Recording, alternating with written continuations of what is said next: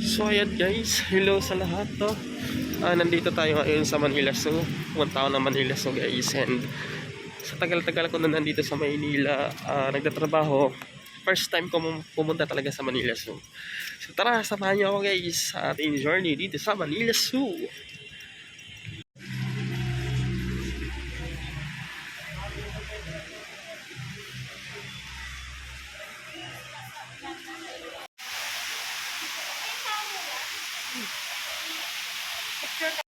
So ayan na nga guys, dito na tayo ngayon sa loob ng Manila Zoo. Ayan, so makikita nyo guys, puro puno din. Hindi yung mga hayop, kunti lang talaga. Ayan o.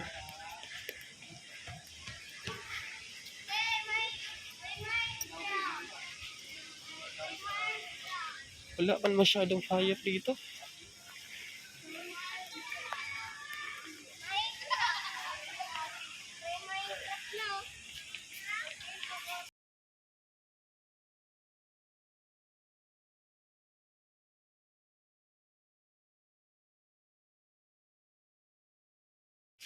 So yan guys, try natin mag-explore dito. Tignan natin kung may makikita tayong hayop. At kung hindi ba tayo dito na ano, hindi tayo dito na budol. Kasi wala talaga nakikita ang hayop dito guys eh. Alright. So yan, primates and children's park. We are looking the animals guys, but I can see it anymore. So ito yung ano nila, parang ilog-ilugan.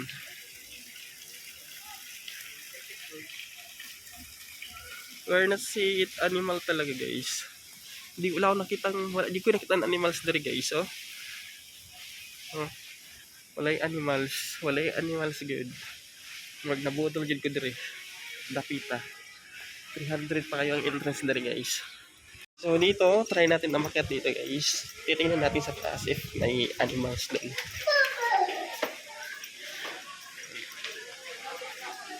Ay.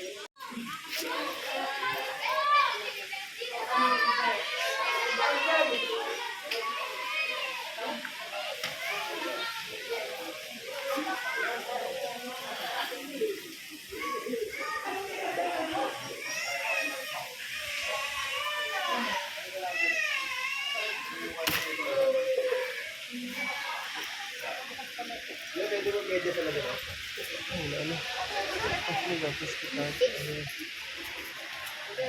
Sabi mo yan, punta ka ulit dito. So wala na talaga dito guys, no? Wala nang makikita mga animals or hayop dito sa taas. So playground to dito guys. Yan, playground na yan dyan. You are trying to find another place na nandun yung mga animals. So tara, sama niyo ako. Like yan yung kamatsili na hinanap ni Ma'am Helen. Ma'am Helen, shout out sa'yo. Andyan yung kamatsili mo. May buka pa pero ano na siya. Patay na yung bunga.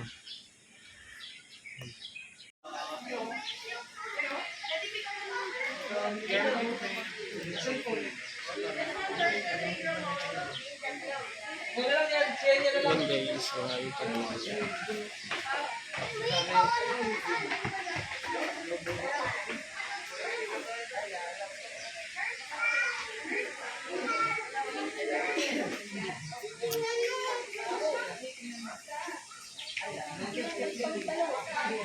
Ayan.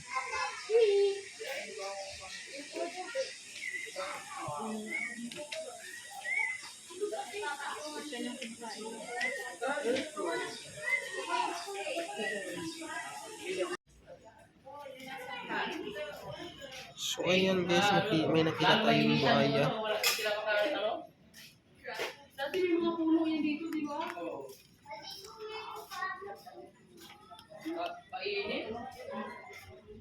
Ayan, nagtago yung buhaya guys. Naglalaro ang layon. Totoong layon yan guys. Naglalaro siya. Hinihingal kasi mainit nga kasi. Ayan o. Ayan.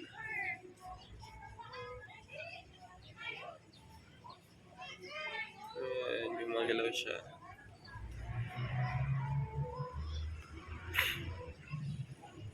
Nag-iisang leyon lang siya guys. Only yun. Yun ang laki ng butas ng ano, ng ilong.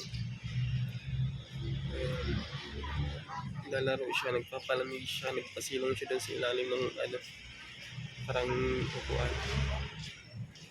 So ito nga pala yung view dito sa loob guys ng Manila Zoo. Ayan, yun lang yung ano guys. So wala siyang masyadong hayop na nandito. Ayan lang. Ayan, tapos katabi building na. So wala akong nakita ano, elepante. Tsaka yung ano, snake na nakikita mo sa picture din sa labas. So ayun guys, so naikanding dito guys. Ayun o, kanding.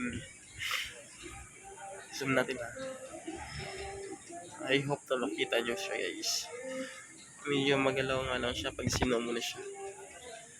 So hindi nyo makikita guys. Naikanding doon sa dulo guys. So di tayo pwedeng pumasok kasi dyan di nakalock na yung pintuan. So dito lang tayo sa taas. Ayan. So may tumutunog-tunog pa dito na parang kikik guys. Alam niyo sa probinsya guys na parang aswang. Yan o. If you heard the sounds like kikik guys, andun sila pala. Sa puno ng ano kahoy. Ano pala sila? Hindi nyo makikita dito guys. Kasi natakpan sila ng dahon. Alam niyo yung kahoy na yan guys. Oh. Yan yung kahoy na yan. Nandyan sila nagtago pala. Yung parang ang laki ng nguso ng ibon. Hindi ko alam kung agila ba yan. Like agila siguro. Kasi ang laki talaga ng nguso nila. Tapos yun yung tinatawag sa amin na parang kikik sa gabi na parang ganyan yung boses nila or yung honey nila na naghahanap ng buntis. Tapos sisip-sipin daw yung ano. Alam mo na yun. So yun guys. Yun na yung ano dito view. So by the way guys, if you are asking me how much the entrance fee, wow, naka-English guys, ay gino ko. Ano, 300 ang adult. Tapos kung Manila residence ka, parang 200 yata. Tapos yung ano, yung bata is 150. Parang 150 yata or 100. Basta pag Manila residence kayo, pero outside naman Manila 300 na kayo. 300 na yung entrance fee. Pag nasa Manila residence kayo, ano kayo, 200 entrance fee. Ayan lang. So, yun lang yan guys. Yun lang guys. Oh.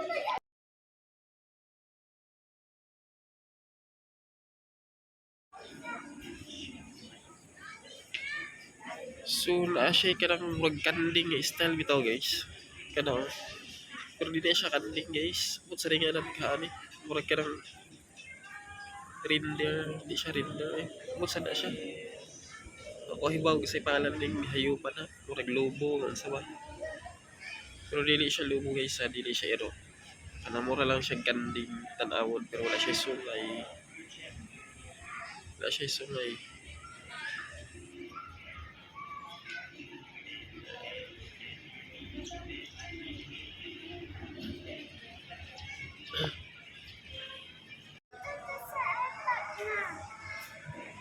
Tawag ko ni guys. May sigbin rin guys. Oh. They look like sigbin guys. Ayan o. Siguro siya kaon sa group. Ano sila siya? Sigbin ba or rabbit ka ko? Comment down below guys. Ipin sila guys. Ako nagbawa yun yung sigbin sa probinsya guys ba? Ang wala gud yun. Ito na may ihang itsura guys.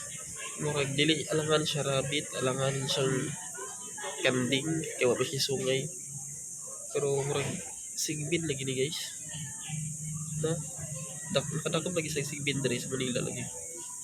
Yun eh. Luto po siya ngayon ba? Dili po siya baboy ram guys. Kaya ihang nang mura siya kanang style rabbit. Pero tagas kaya siya kuan buhok. Tagas siya buhok. Awara gud na. No.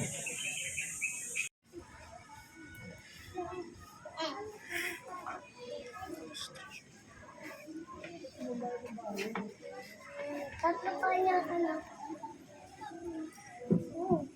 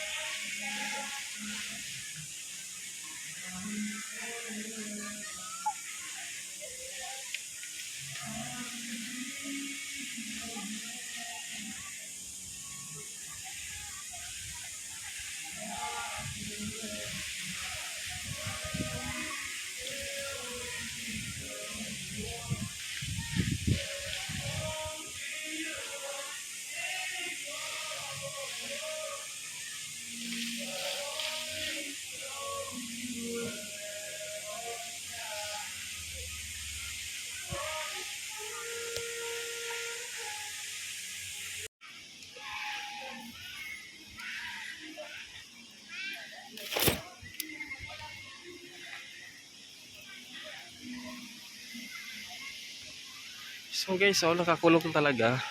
And may net dyan sa loob para yung ibon na lumilipad, hindi talaga sila makalabas dito sa kulungan. So, yan, ganyan siya kataas, oh. Sa dulo niyan or sa tuktok niyan may net yan or bakal na nagkumpol-kumpol para hindi makalabas yung mga ibon na lumilipad dyan. Yan. So, kulang pa rin. Wala akong nakikita unggoy tsaka yung snake. Wala yung ahas. Wala yung bitin, dire. Wala yung bitin. Ayan.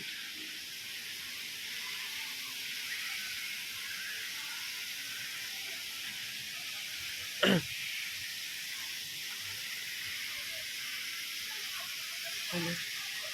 Mga agila. Hindi makita, no? Yung mga agila, guys. Ayun, no?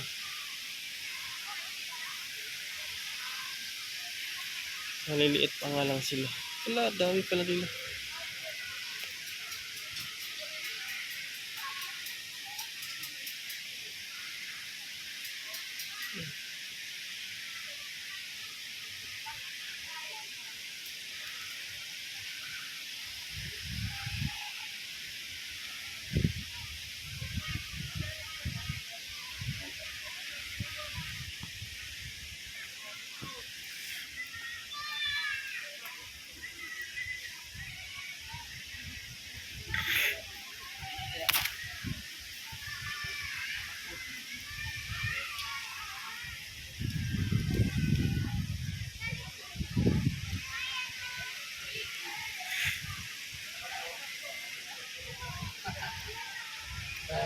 So yan guys, meron yan dito. Pero nung nakita ko siya personal, hindi buong buka yung buntot niya.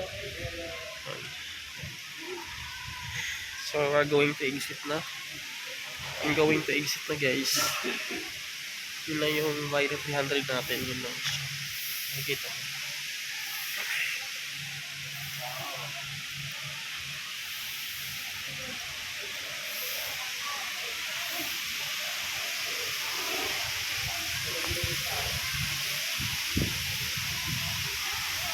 Ano?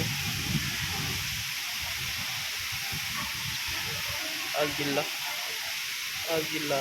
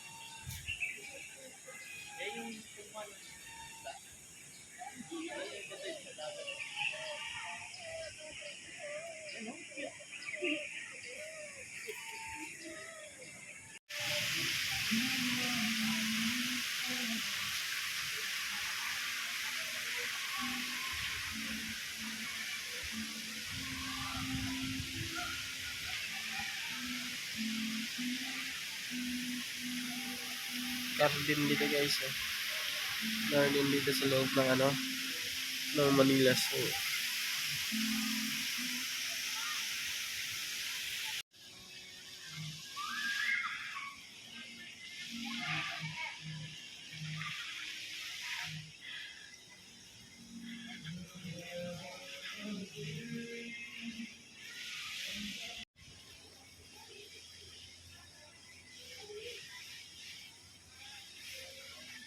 dito yung butterfly season guys.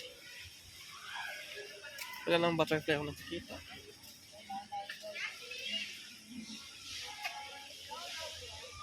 Mas may ilog-ilog pa dyan ah. Bulaklak. Ikot lang tayo. And out na tayo dito guys. So yun lang. I just want to show you on this video lang guys yung mga nandito sa loob ng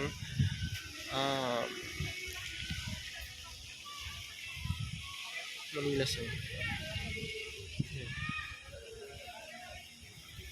Exit na tayo guys.